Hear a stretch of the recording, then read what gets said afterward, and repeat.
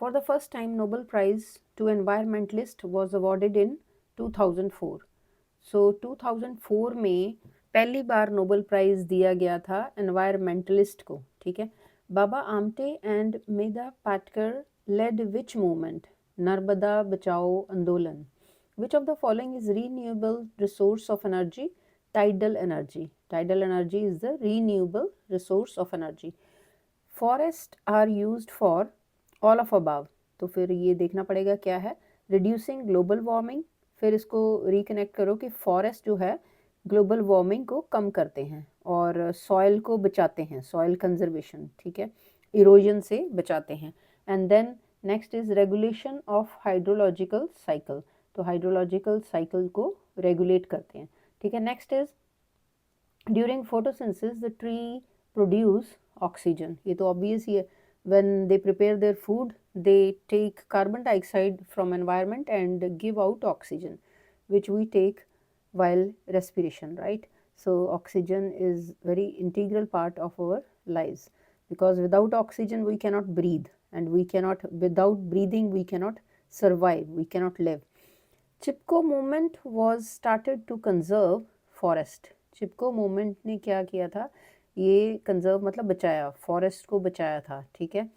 तो फॉरेस्ट को काटने से मना किया था। तो next is both power and manure is provided by biogas plants.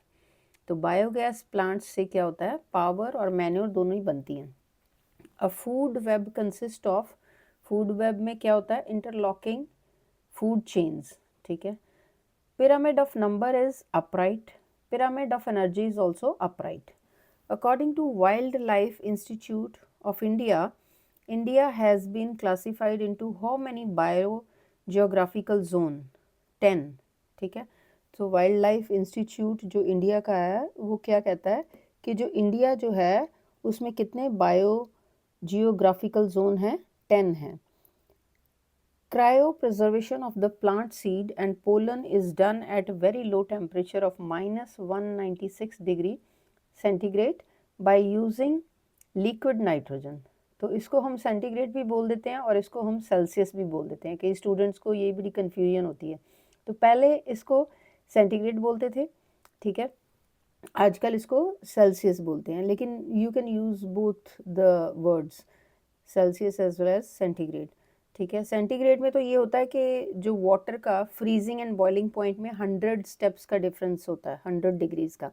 तो सेल्सियस जो इसका नाम पड़ा वो क्योंकि एंड्रस सेल्सियस ने, ये जो स्वीडिश एस्ट्रोनॉमर था, उन्होंने ये स्केल जो है इन्वेंट किया था, सेल्सियस स्केल,